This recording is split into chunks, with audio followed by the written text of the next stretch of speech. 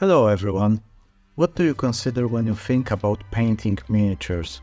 Is it perhaps something like this? Or maybe something like this? Yeah!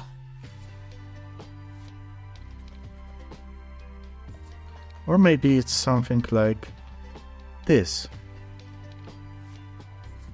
Dino spotted. What if I told you that there are some cool, very nice alternatives, 3D printed? Like this miniature that I've painted lately. Greenskins! So, do you want to see how I did it? So let's get to the video.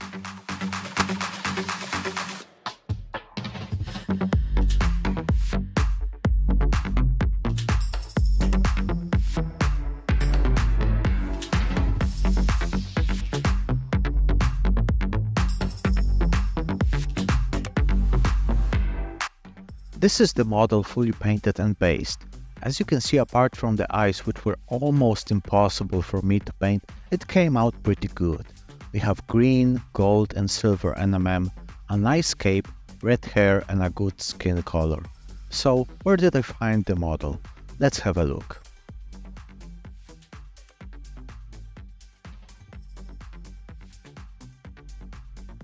The webpage is FGB Club. They have a great collection of 3D printed miniatures. This company is not a sponsor in the video, but it is always good to give a shout out to a fine brand like them. Visit their page and don't hesitate to buy something. It's definitely worth your time and painting effort.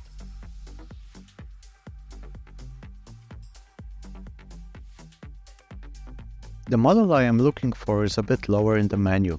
Just have a look at this fine sculpt. It's detailed perfectly, lots of fine elements to paint.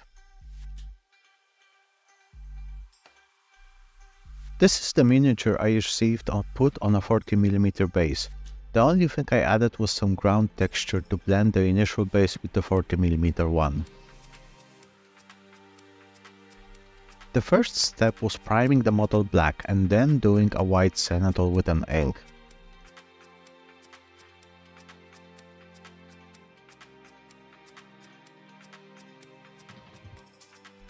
And now this is the model zenithal primed. There's definitely more to see here, and a plan was starting to emerge in my head. I thought it would be cool to give her red hair and a non-standard armor color. Green and red are opposite on the color wheel, and therefore I choose red for the hair and cloak and green for the armor. I used the airbrush for the red cloak out of pure laziness and to get a smooth effect, but you can paint it with a brush and get a weathered look, which can serve a different concept for the final outcome. The next thing was painting black all of the details that were supposed to be dark at this point and putting the first dark red on the hair. It took some time because I intentionally left the space between the hair black and therefore had to be very precise.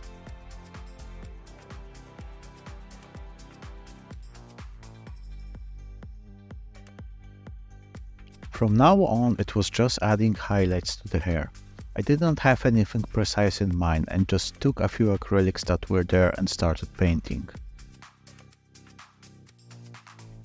While watching, don't forget that you can subscribe by clicking the subscribe icon in the lower right corner of the video.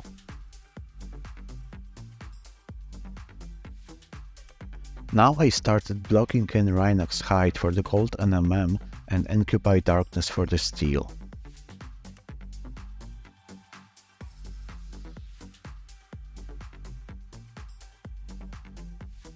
I really wanted to have something done that would be a big checkpoint on the to-do list, so I went for the Green Armour. It gives me some sense of satisfaction when a bigger part of the model is ready. Caliban green, warpstone glow, mood green, and ivory for the last highlight.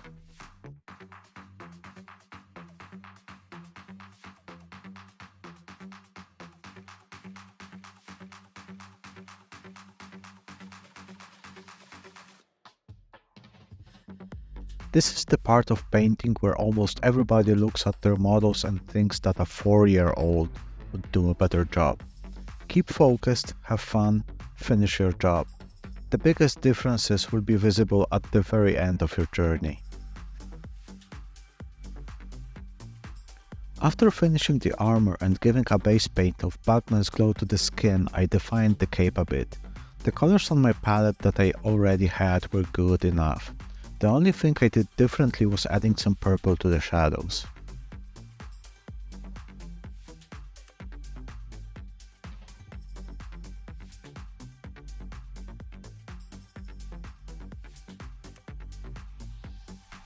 Finally, time for the skin. A proven formula is Batman's Glow, Cadian Flesh Tone, Kislev Flesh and Flayed One Flesh. The blade of the sword got an old tried and true treatment. Incubi Darkness mixed in 3 different proportions with ivory, glazed onto specific places to imitate a shining of the blade, pure ivory of the highest highlight, and Incubi Darkness to the darkest shadow.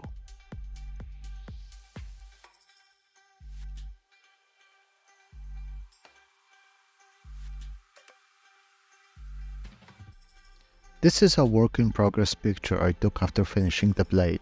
I take as many pictures as possible to compare different stages of painting.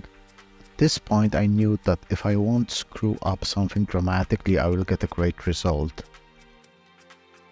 For the golden NMM I also use a tested formula. Start with Rhinox Hide, then Morphine Brown. Then mix Morphine Brown with Overland Sunset and Flash Kits Yellow for another highlight. Then pure Flash Kits Yellow, followed by a mix of Flash Kits and Ivory. The last highlight is up to you, but I always finish with pure Ivory.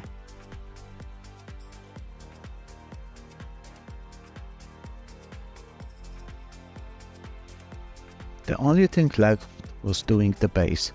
I painted it in Incubi Darkness and dry brushed with the highlights I used for the sword. Afterwards it was just adding some basic materials and painting the rim black.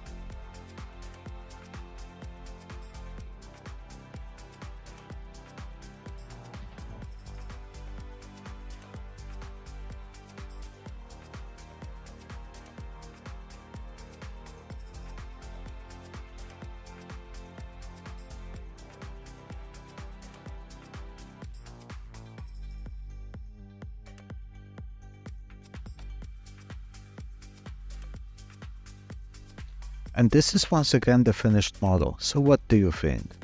I think it came out pretty good and it will definitely be a small trophy in my collection. Leave a comment to the model and the process, I would really appreciate it.